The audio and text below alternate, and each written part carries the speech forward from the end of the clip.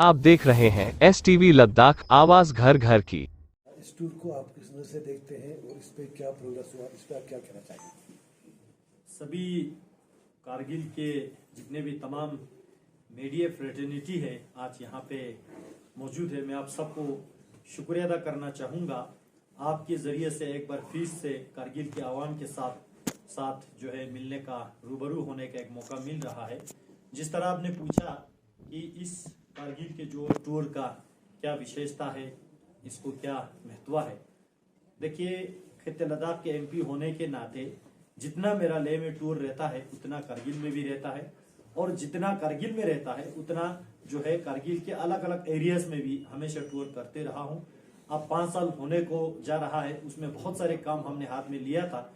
तो उस काम को, कुछ काम जो है ऐसे अभी पेंडिंग पड़े थे जिनको कंप्लीट करने के लिए एक फॉलोअप की टूर भी जरूरी था, इलेक्शन से पहले, कोड ऑफ कंडक्ट से पहले।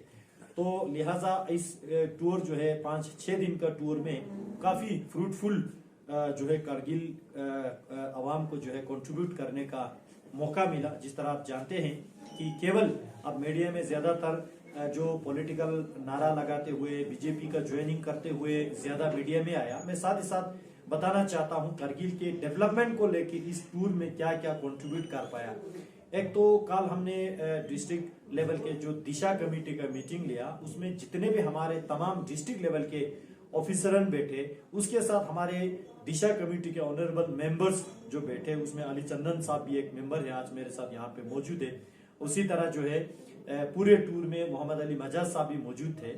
कल के मीटिंग में जो है ये तय हुआ कि बहुत सारे जो सेंट्रल स्पॉन्सर स्कीम्स है, शुरू में तो बहुत सारे स्कीम यहाँ पे लागू नहीं हो रहे थे। आज से 5 साल पहले बात करें तो आपके कुछ मीडिया वाले भी उस मीटिंग्स में वो लोग मौजूद थे, उनको याद है।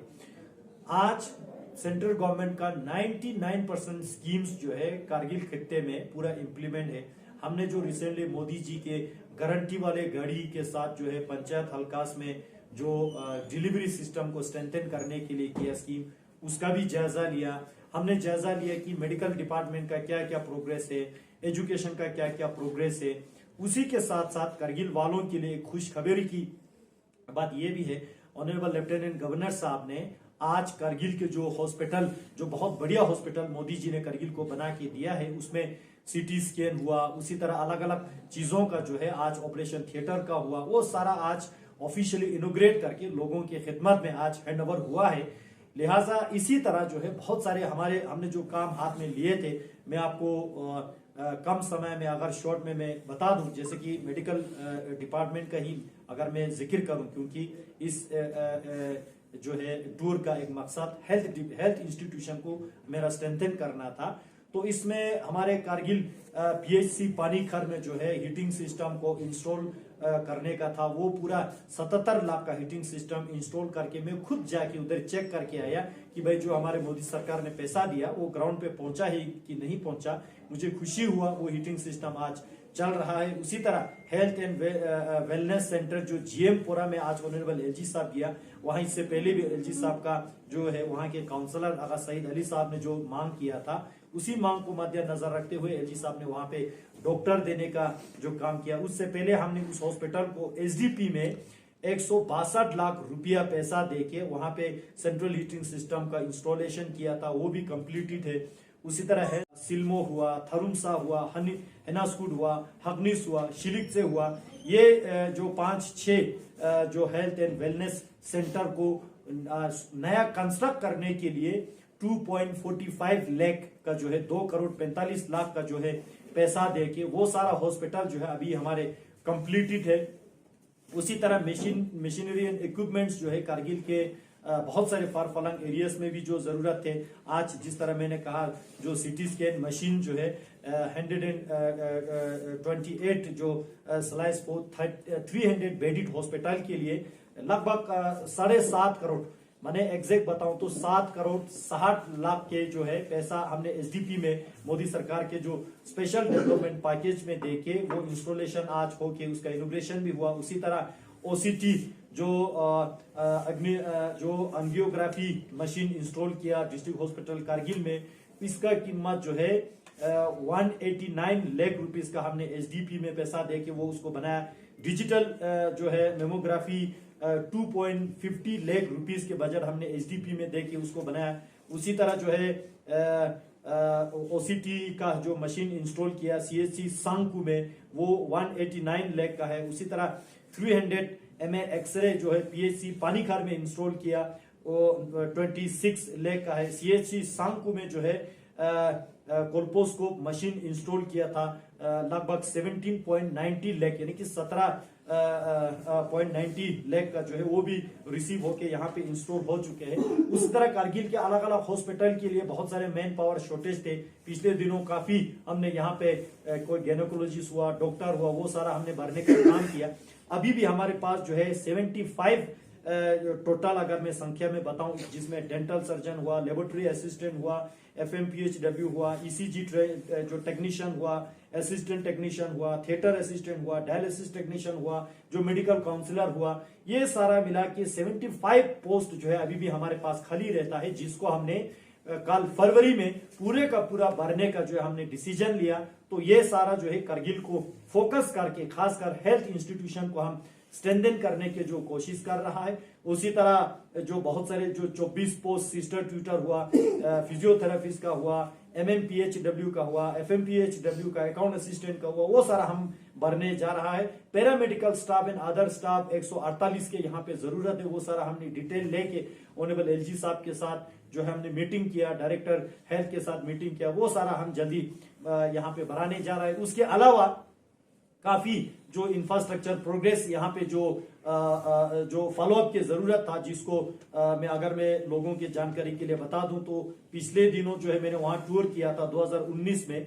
जो प्रतीक्षे वालों का एक डिमांड था वहां पे new type of primary health centre बनाने के लिए, उसके लिए हमने अपने मोदी जी के स्पेशल डेवलपमेंट पैकेज में 4.70 करोड़ यानी कि 4 करोड़ 70 लाख का पैसा देके वो प्रोजेक्ट सैंक्शन है। जमीन भी जो है मैं शुक्रिया अदा करना चाहूंगा, एक मालिक ने अपना प्राइवेट जमीन वो दे दिया है, अब उसको कंपनसेशन देके उस जमीन को टेक ओवर करना है, वो काम पेंडिंग है, वो मैंने यहाँ के एडमिनिस्ट्रेशन को निवेदन किया है। उसी तरह छोस्कोर में, बटगम में जो है ये new type of primary health centre जो है 4.70 करोड़ का जो है हमने प्रोजेक्ट सैंक्शन दिया है। वहां पे जो है लैंड आइडेंटिफाइड करना है, ये 2 जगहों पे। जंस्कार के पादुम में जो है बड़ा हॉस्पिटल बनाना है, जिसका 82 करोड़ 9 लाख का जो है प्रोजेक्ट अभी रेडी है। कल मैंने एलजी साहब से निवेदन किया, उसमें एलजी साहब का एडमिनिस्ट्रेटिव अप्रूवल चाहिए होता है। उसके साथ साथ जो है पादुम हॉस्पिटल के लिए रेजिडेंशियल क्वार्टर बनाने के लिए 19 करोड़ जो है 19.9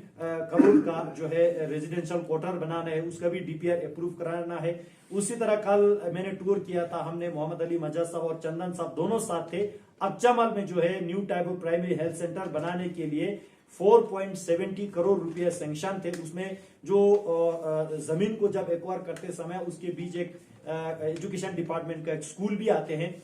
मुझे बहुत अनफॉर्चुनेट इस बात की हुआ, वो स्कूल अभी तक ना हैंड ओवर हुआ ना वहां से रिमूव हुआ, वो काफी देर पहले होना चाहिए था। मैंने आने से पहले यहाँ के लोगों से मैंने फीडबैक लिया, उसके बाद कल सुबह वहां खुद सभी डिपार्टमेंट को लेके वहां देखने के लिए गया तो स्कूल का बिल्डिंग उधर ही पड़ा था, क्लासरूम उसमें नहीं चलता था, क्लास सारा शिफ्ट कर दिया, लेकिन बिल्डिंग ना हटाया गया ना उसको हैंडओवर किया गया। कल दिशा मीटिंग में हमने डिसीजन लेके रात के 9:30 बजे तक जो है वो बिल्डिंग प्रॉपरली एजुकेशन डिपार्टमेंट ने सीएमओ को हैंड ओवर करके अब वो मेडिकल डिपार्टमेंट का यानी हॉस्पिटल का बिल्डिंग बन चुका है। अब उसमें हमने ये भी कहा कि अगर वो आरएनबी के एसओपी में वो बिल्डिंग आपको 40 साल से पहले नहीं हटा सकते हैं तो उसी बिल्डिंग में जो है हॉस्पिटल चलाने की भी जरूरत है, और वो सरकार का पैसा भी बच रहा है, रिसोर्स भी हमें मैनेज हो रहा है, तो आने वाले दिनों में वो भी जल्दी हो जाएगा। इसके अलावा बहुत सारे हमने जो सीआरएफ का रोड रिसेंटली सैंक्शन करके कारगिल को दिया है, उन सब का भी कल हमने मीटिंग में चर्चा किया। उसी तरह जो है पीएमजीएसवाई का रोड, पहले काफी रोड चलते थे, जैसे कि मार्पोडोक का पीएमजीएसवाई रोड जो है वो वहां डिस्प्यूट की वजह से फंसे हुए, उसका हमने कल डीसी के साथ अलग से बैठ के चर्चा किया, उसको कैसे निकाले। इस तरह से बहुत सारे जो कारगिल में जो हमारे दौर में काम चल रहा है, mobile tower 4G network Modi सरकार ने कारगिल में बहुत सारे दिया, बहुत सारे काम अभी अधूरा है, उसको हमने पहले डिसीजन हमने ये था कि ये सर्दी की वजह से हम मार्च में काम शुरू करने वाले थे। कल हमने फिर यहाँ आने के बाद यहाँ के मौसम का जायजा लेके सब कुछ समझ के मैंने जो है इस कॉन्ट्रैक्टर जो बड़ा एक कंपनी है उनको मैंने हिदायत दिया कि इसको फरवरी से ही शुरू कर दिया जाए ताकि जो है काम जल्दी हो जाए। तो इस तरह से अगर मैं गिनते जाऊं तो अनगिनत लीज हो जाएगा। तो ऐसे बड़े बड़े कारगिल के ओवरऑल डेवलपमेंट के लिए, चाहे वो रोड हो, पानी हो, सड़क हो, एजुकेशन का हो, मेडिकल का हो, सारा चीज हमने जायजा लिया इस 5-6 दिन में। उसके अलावा खुशी की बात यह है भारतीय जनता पार्टी के ये साफ नियत सही विकास को देखते हुए, सबका साथ सबका विकास को देखते हुए बहुत सारे गांव जो विलेजेस ने, बहुत सारे एरियाज ने जो है भारतीय जनता पार्टी में शामिल होने का जो डिसीजन लिया। जिस तरह आप सब जानते हैं शकर चिकटन एरिया में काचो शमीम हमारे मंडल प्रेसिडेंट, उनके लीडरशिप में वहां के सज्जद हुसैन जी जो कंटेस्टेंट कैंडिडेट है इंडिपेंडेंट, उनके साथ जो है लगभग 200-300 कार्यकर्ता जो कांग्रेस पार्टी से टूट के आके भारतीय जनता पार्टी में ज्वाइन हुआ। उस तरह लंकर से खार पूरे पंचायत हल्का जो है भारतीय जनता पार्टी के साथ जुड़ गया। उसी तरह पानीखार में भी बहुत अच्छा प्रोग्राम हुआ, वहां भी ज्वाइनिंग होना था, समय के वजह से इस बार नहीं हो पाया। हो सकता है नेक्स्ट ईयर हो। वैसे ताइसरू ब्लॉक में हमारे हाजी गुलाम मोहम्मद साहब जोड़ने के बाद जो है वहां काफी भारतीय जनता पार्टी जो है उस एरिया में फैल गया। उसी तरह और भी बहुत सारे गांव ज्वाइन करना चाहते हैं, हम स्वागत करना चाहते हैं, लेकिन टाइम की कमी हो रहा है। तो आज मुझे एक अर्जेंट मीटिंग के लिए ले जाना हो रहा है। तो मैं ब्रीफली इस टूर का जो है मैं इतना ही ब्रीफिंग आप सबको देना चाहता हूँ। सर, आपकी टूर से थोड़ा एक जलजला सा आया हुआ है एनसी और कांग्रेस में। कल तक खामोश थे, लेकिन कल उन्होंने एक मिशन शुरू किया है भारत जोड़ो भारत न्याय के नाम से। तो उस पर उन्होंने ये इल्जाम लगाए हैं कि ये सब खोखले दावे हैं। तो इस पे आप क्या कहना चाहेंगे? देखिए, ये आप मीडिया बंधु जो है समाज का आंख आप लोग है, आप खुद जाके ग्राउंड पे चेक करके बताइए। मुझे तो बहुत अच्छा लगा कल एक मीडिया वाले उनको सवाल कर रहे थे कि कांग्रेस ने जो 70 साल दावा कर रहे हैं वो ग्राउंड पे नहीं देखने को मिल रहा है। हमारे मोदी जी ने 10 साल डेवलपमेंट किया, एमपी साहब ने 5 साल डेवलपमेंट किया, वो ग्राउंड पे देखने को मिल रहा है। आज मैंने आपको जितना एनटीपीएससी का गिन के दिया, जितना हॉस्पिटल का हीटिंग का जो गिन के दिया, वो आप एक एक करके चेक कर सकते हैं। हॉस्पिटल में जाके, स्कूलों में जाके आप चेक कर सकते हैं। मैं तो मुबारकबाद भी देना चाहूंगा इनके जो पहला इनका कॉन्स्टिट्यूएंसी है, अभी वहां नया काउंसलर आया है अली चंदन साहब के मेहनत से शरगोल हॉस्पिटल को कितना सजाया है, जिसको जो है कल क्वालिटी सर्टिफिकेट का सर्टिफिकेशन भी हो गया, मुबारकबाद है। उसी तरह जो है यहाँ सीएचसी सांकू को कल मैं वहां खुद जाके वहां खतक पहन के सभी मेडिकल स्टाफ को हमने मुबारकबाद दिया है। सीएचसी सांकू का पहले क्या हाल होता था, हमने वहां पे ब्लड बैंक लगा दिया, हमने वहां पे ऑक्सीजन प्लांट लगा दिया, हमने वहां सारा इक्विपमेंट लगा दिया। हर वहां हॉस्पिटल के वार्ड में आप खुद चेक कर सकते हैं, हीटिंग जो है इतना चलते हैं। कल मेरे साथ जो आप में से मीडिया वाले थे, आप सबने देखा, तो वहां के हॉस्पिटल वाले खुश है। कल हमने फिर हिदायत दिया जो NH 301 से नीचे जब हॉस्पिटल को उतारते समय वहां पे कुछ 20-30-40 मीटर का रोड जाता है, उसको मरम्मत करने की जरूरत है। ये भी जो है अभी मौसम ठीक होने के बाद वो भी हम करके देंगे। तो कांग्रेस कुछ भी बोले, एनसी कुछ भी बोले, ये करगिल के अवाम जानते हैं जितना मोदी जी ने यहाँ जोजिला टनल से लेके, जल जीवन मिशन से लेके, मोबाइल टावर से लेके, हॉस्पिटल से लेके, स्कूलों को कितना मरम्मत हुआ है, ये सारा जो है आज करगिल के अवाम इस बात के गवाह है। तो हमको कोई चिंता नहीं कि कांग्रेस कुछ बोले, एनसी कुछ बोले। हालांकि आप खुद जाके यहाँ के सीएसी साहब को आप पूछिए ना, एनसी कांग्रेस का जो कोलिशन है, आज आपके बजट 325 करोड़ है। क्या उमर अब्दुल्ला साहब ने दिया, क्या राहुल गांधी जी ने दिया? ये 350 भी तो मोदी जी का दिन है। आज यहाँ पे जितने भी एनसी कांग्रेस के काउंसलर हैं, अब उनको पूछिए, पहले अगर आप काउंसलर थे तो आपके सीडीएफ कितना आता था? 18 लाख रुपया आता था। आज 1.5 करोड़ रुपया आपके कलम से जो खर्च कर रहा है वो तो मोदी जी के दिन है। यहाँ कल अभी पंचायत का टेन्योर खत्म हो गया, यहाँ सरपंच ने कितना काम किया 5 साल में जो यूटी होने के बाद, यहाँ बीडीसी ने कितना खर्चा किया, वो सारा जो है मोदी जी का पैसा जो यहाँ पे करगिल में लगाया मोदी जी के सरकार ने, मोदी जी का माने मोदी सरकार ने जो पैसा लगा के काम किया है।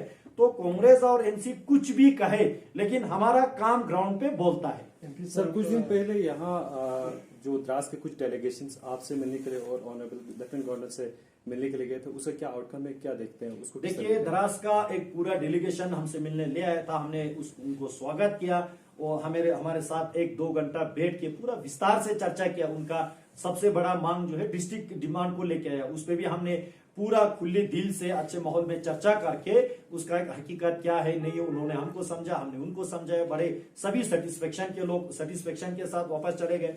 दूसरे दिन जो है उन्होंने हमसे निवेदन किया, हमको एलजी साहब से एक बार मिलाओ कि इतने बड़े डेलीगेशन को लेके हमने वहां मेल किया था तो थोड़ा आप भी पूछ करो। हमने एलजी साहब से निवेदन किया, रिक्वेस्ट किया कि इनको मिलना चाहते हैं और मैं भी खुद इनके साथ बैठूंगा, इनके काम चर्चा करूंगा। खुशी के बात यह है कि लगभग उनका 20 डिमांड लेके द्रास वाले लोग आए। 20 डिमांड में से डिस्ट्रिक्ट वाला डिमांड जो है, क्योंकि वो पॉलिटिकल रिलेटेड है, उसमें जो है एमएचए को फैसला लेना है, भारत सरकार को फैसला लेना है। उसके अलावा 19 उनका जो मांग थे सब पे जो है एलजी साहब ने हमारे उसी मीटिंग में जो है सभी कमिश्नर सेक्रेटरी को बुला के सबको हिदायत दिया।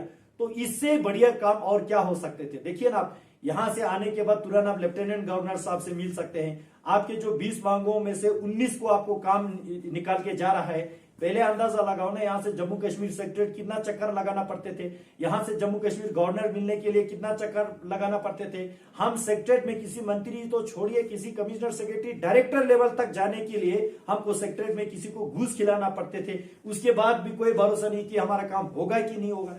तो ये एडमिनिस्ट्रेटिव सिस्टम में जितना इंप्रूवमेंट लाया, ये मोदी जी के दिन है। Sir, when there was Disha meeting, was the fourth Disha meeting, you know? 6 मेरे ख्याल से आप शुरू की मीटिंग में भी आप भी थे, आपने हर मीटिंग को फॉलो अप किया। बहुत सारे ऐसे डिसीजन हमने मीटिंग में लिया, बहुत सारे उसमें इम्प्लीमेंटेशन भी हुआ। जैसे कि हमने कहा था कि जितने भी यहाँ पे मेडिकल सेंटर है सब के सब इलेक्ट्रीफाइड होगा। आज आपको 99% ग्राउंड पे देखने को मिलेगा जहां ग्रिड कनेक्टिविटी है। अब जहां ग्रिड कनेक्टिविटी नहीं है वो तो उस दिन भी हमने कहा नहीं हो सकता। जहां ग्रिड कनेक्टिविटी थे, क्योंकि इसको हमने इससे जोड़ के देखो ना, नेशनल डिजिटल हेल्थ मिशन का आपने स्कीम चलाना है। आपके मेडिकल सेंटर ही इलेक्ट्रीफाइड नहीं है तो डिजिटल कैसे चलाएंगे। तो हमने टारगेट दिया था जितने भी मेडिकल सेंटर है आपने एक्सरे चलाना है, आपने अलग अलग इक्विपमेंट चलाना है। So fast we have to electrified the medical centre. वो सारा आज लगभग हो चुका है। हमने कहा था जितने भी यहाँ पे सरकारी स्कूल है वहां शुरू में एक डिसीजन था कि सबको इलेक्ट्रीफाइड करना है, लगभग हो चुका है। उसके बाद कहा सभी स्कूलों में ड्रिंकिंग वाटर और टॉयलेट का फैसिलिटीज होगा और गर्ल्स स्टूडेंट के लिए तो महास होगा, वो भी जो है लगभग कंप्लीट होने जा रहा है। क्योंकि काम करने में थोड़ा टाइम लगेगा, लेकिन ये डिसीजन लेना बहुत बड़ी बात होते हैं। आप देखिए बहुत सारे डिपार्टमेंट का स्कीम्स जो है, एग्रीकल्चर का काम आपने देखा, फसल बीमा योजना वाला वो लागू नहीं हुआ है, लेकिन परंपरागत कृषि सिंचाई योजना जो है, परंपरागत कृषि वाला जो है वो लागू हो गया। उसी तरह जो है पहले यहां से सीआरएफ का प्रपोजल नहीं भेजते थे, हमने दिशा कमेटी में बहुत सारे पुरस्कार करके सीआरएफ का सारा दिल्ली में जाके सैंक्शन हो गया है, पीएमजीएसवाई का आ रहा है। तो ऐसे नहीं कि दिशा कमेटी में जितना मीटिंग लेता है वो सब के सब ना सुनवाई होता है, ऐसा नहीं है। कुछ इश्यूज है, कल हमने भी उनको कहा, जैसे कि फॉर एग्जांपल बेटी बचाओ बेटी पढ़ाओ 2014-15 में मोदी जी ने इस स्कीम को यहाँ पे जो लागू किया पूरे भारत देश में। अनफॉर्चुनेटली आपके करगिल में जो है जो कंसर्न डिपार्टमेंट अभी भी उसको लेके एक्टिव नहीं है। कल आपके सामने मैंने फोन करके रिकमेंड किया कि इस ऑफिसर को सस्पेंड ही कर दो। क्या करना है, अगर 10 साल से आपका काम ही यहाँ शुरू नहीं हो पा रहा है तो ऐसे ऑफिसर रख के क्या करेंगे आप बताइए। तो ये सारा जो है बहुत सारी चीज या ऑफिसर के पता नहीं समझ में नहीं आते हो या करना नहीं चाहते हो। उसी तरह मैंने कल एक फिर डायरेक्शन दिया, इस बार जो है सभी लोगों को एक चिंता है, बर्फ नहीं हो रहा है। अब जब बर्फ नहीं होगा तो करगिल में बहुत सारे इलाके में तो पहले खुशुकसली होते हैं, खासकर सोद इलाका है, बहुत चिंता का विषय है। इस बार बर्फ नहीं होगा तो और क्या हालत होगा। एट द सेम टाइम यहाँ से फसल बीमा नहीं हो पा रहा है, क्रॉप इंश्योरेंस हमने कराना है। कल हमने सेक्रेटरी साहब से बात किया, मैंने बोला भाई साहब इसको जल्द से जल्द कराना है।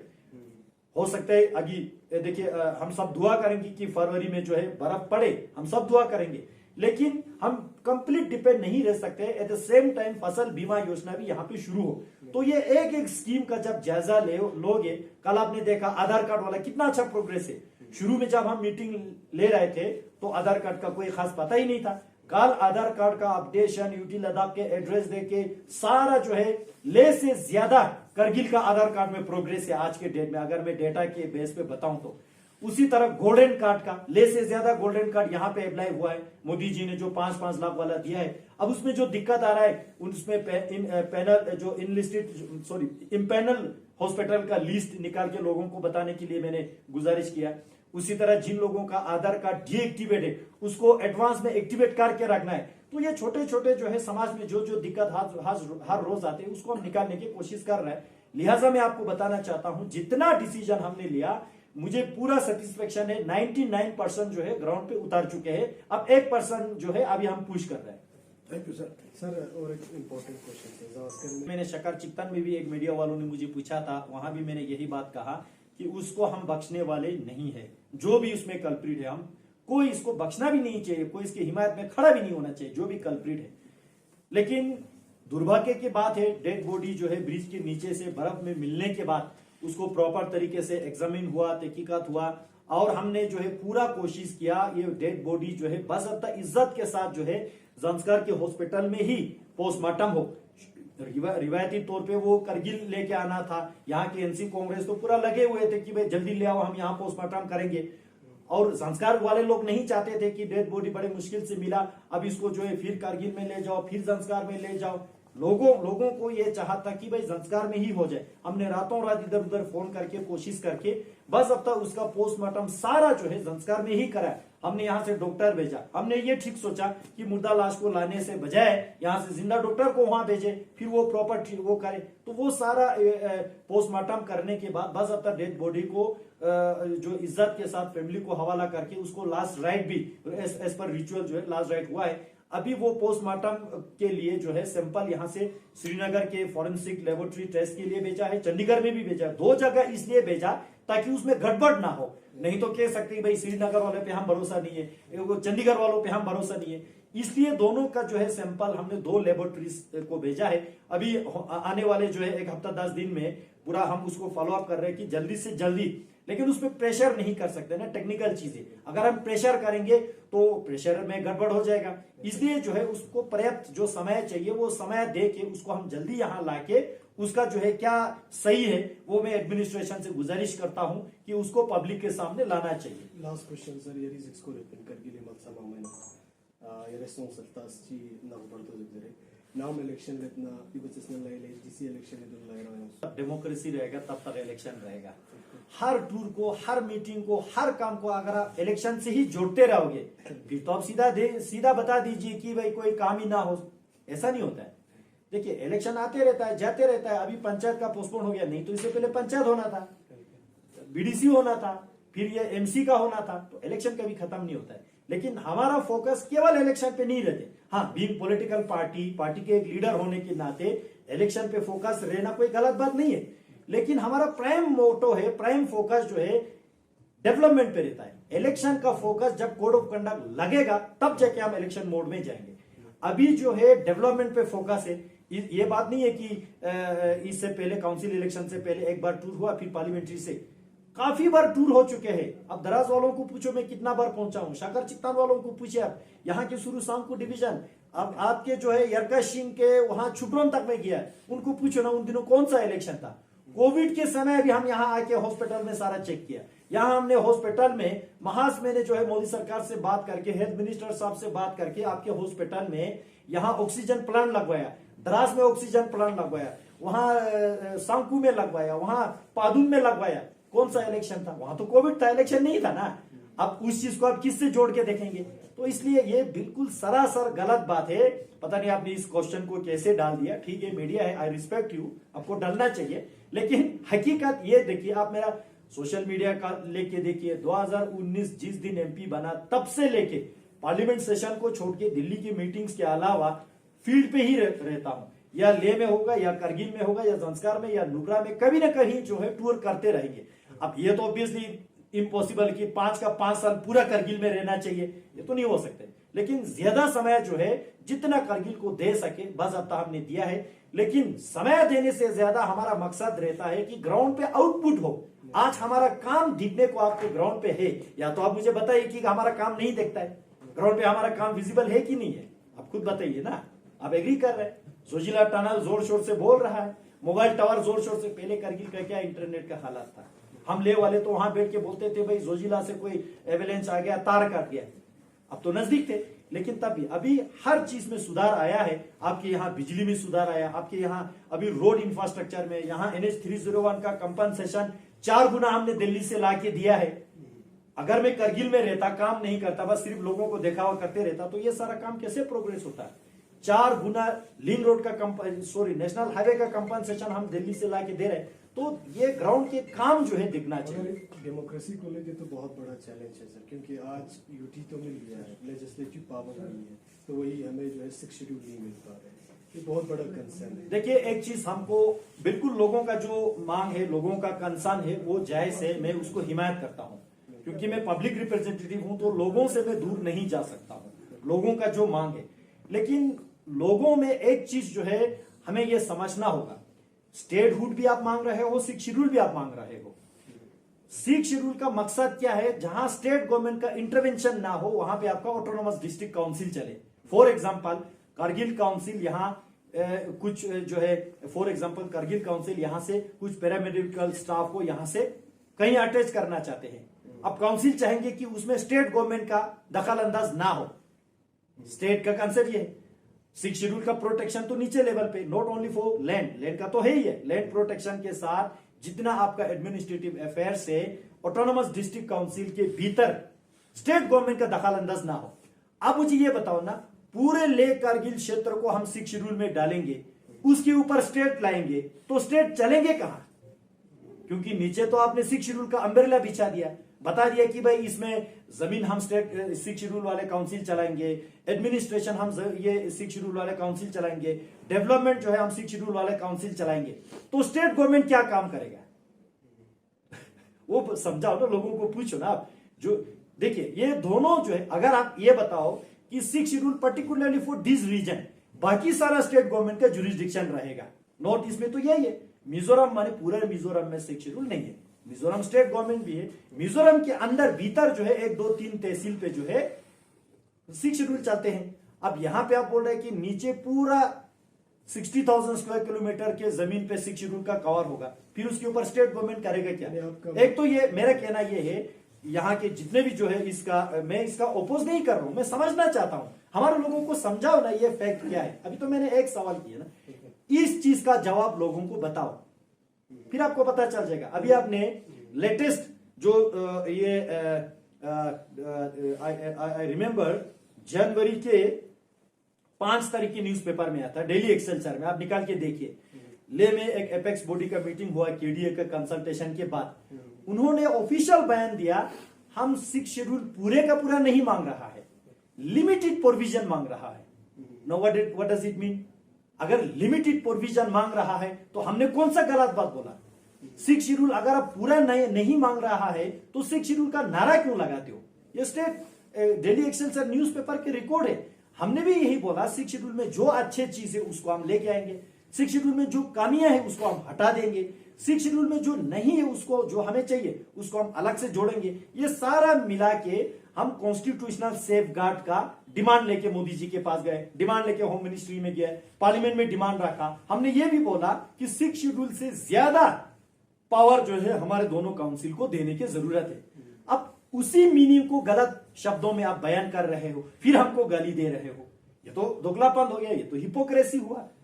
वो डेली एक्सेलसियर के न्यूज़पेपर बता रहे, आपने खुद कहा कि limited provision of 6 schedule, what does it mean? वो लिमिटेड प्रोविजन कौन सा है? बाकी आप क्यों नहीं मांग कर रहे हो? अगर बाकी आप नहीं मांग कर रहे हो तो पूरे का पूरा 6 शेड्यूल का नारा क्यों लगाते हो? तो ये लोगों को कंफ्यूजन में रखना नहीं चाहिए। दिल्ली में MLA और